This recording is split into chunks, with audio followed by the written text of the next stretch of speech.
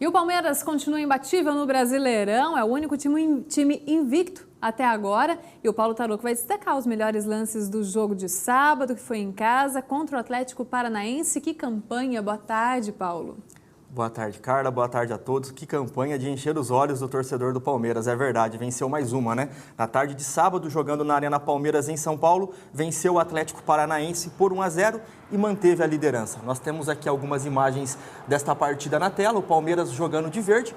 Por jogar em casa, começou marcando pressão, aquela marcação feita ainda no campo do adversário, tentando dificultar a saída de bola. Aos poucos, o Atlético do Paraná foi se achando. Também criou chances, um jogo bem aberto, as duas equipes buscando o ataque. E o Palmeiras conseguiu o seu gol aos 32 minutos da segunda etapa. O Dudu sofreu um pênalti que o Rafael Veiga, ex-jogador do Atlético Paranaense, aquela famosa lei do ex, né, Carla? O Rafael Veiga foi lá e marcou o gol que deu a vitória ao Palmeiras, que agora soma 19 pontos e na próxima rodada encara o Avaí, novamente em São Paulo, o jogo que será na quinta-feira à noite. E o São Paulo enfrentou o Lanterna, não saiu do 0-0 num joguinho feio, hein? Carla, pior que você tem razão, o torcedor do São Paulo, que nos desculpe, eu assisti o jogo, cheguei a essa conclusão também. O São Paulo, que não vence as 6 partidas, ficou no 0-0 com o Avaí ontem na ressacada lá em Florianópolis. Um jogo que desde o início já dava indícios que seria fraco tecnicamente e infelizmente foi. Infelizmente para o torcedor do São Paulo, né? Poucas chances. Na segunda etapa a partida ainda melhorou um pouco, o ritmo aumentou um pouco, mas o São Paulo insistindo em jogadas pelo meio, faltou criatividade, algo que a gente já vem falando aqui nos últimos tempos em partidas do São Paulo, né? Infelizmente para o torcedor do São Paulo esse filme se repetiu ontem e com esse empate agora a equipe soma 13 pontos.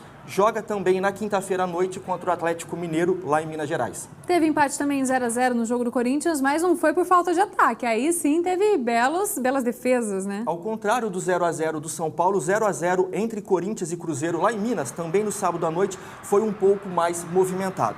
Apesar que na primeira etapa, tanto o Corinthians quanto o Cruzeiro tiveram atuações mornas. Na segunda etapa, os treinadores mexeram, buscando o ataque, aí sim a qualidade do jogo melhorou um pouco.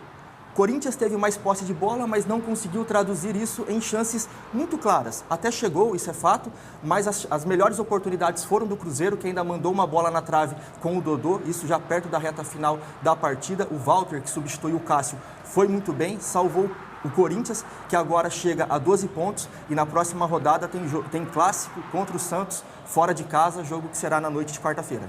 E o Santos, já mencionando ele, venceu em casa nesse fim de semana e o jogo teve mais uma vez o auxílio do VAR, né?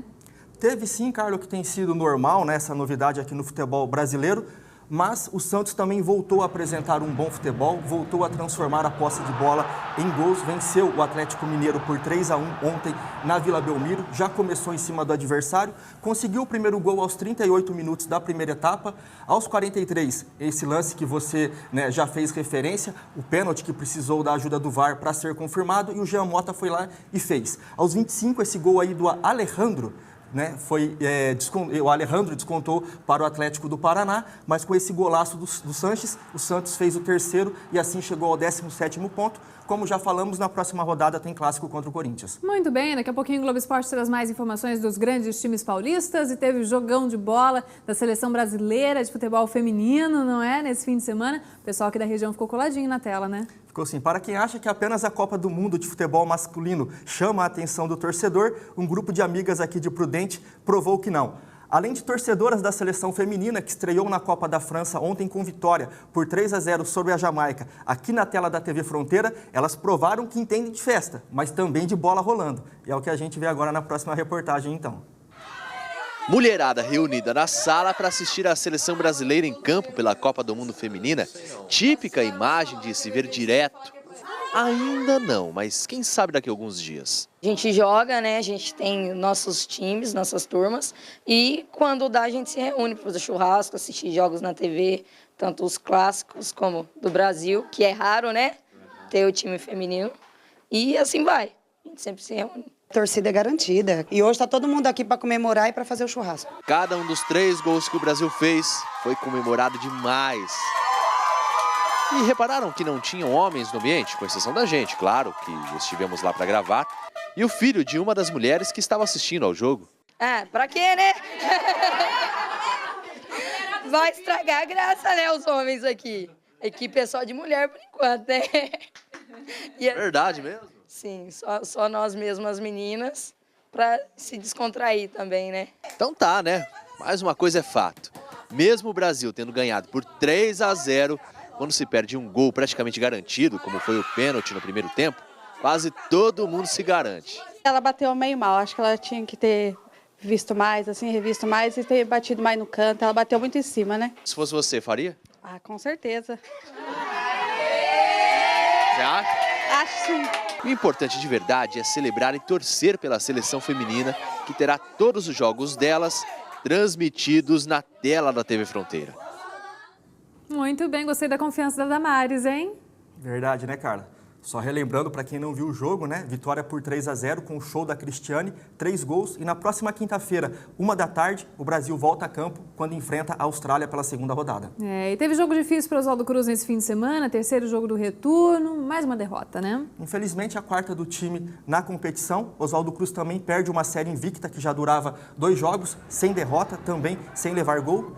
Ontem perdeu por 1-0 para o Fernandópolis, jogando fora de casa com esse gol que a gente já vê aí do Gildo aos 25 minutos da primeira etapa. O Oswaldo Cruz criou algumas chances, não conseguiu também traduzir isso em gols, mas mesmo assim ainda está entre os 4 primeiros colocados do Grupo 1, agora soma 11 pontos em 9 partidas e no sábado à tarde recebe o América de Rio Preto às 4h no Brenão. E a semana começa lá em Dracena com a Astral lá em cima para o time de futsal depois da goleada do fim de semana, né? É isso mesmo, né, Carla? Ao contrário do Oswaldo Cruz, a semana começa muito bem para o Dracena, pois ele começa classificado para as semifinais da Copa Paulista de Futsal. Relembrando, venceu o Pulo do Gato de Campinas neste final de semana por 7-2, com 4 gols do Vitinho, Sandrinho, o Dário e também o Paulo Vitor marcaram.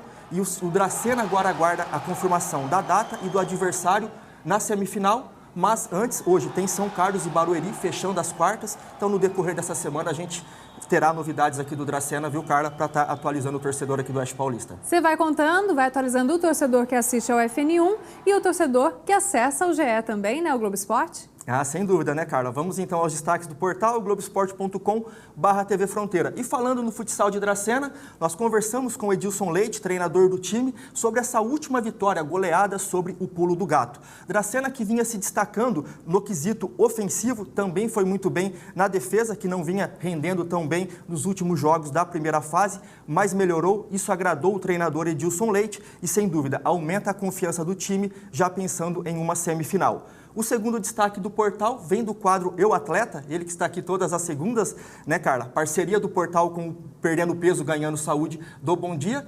Já que estamos na Semana dos Namorados, né, a história de um casal de rancharia, a Naira e o André, que se uniram para perder peso, deixar a saúde em dia.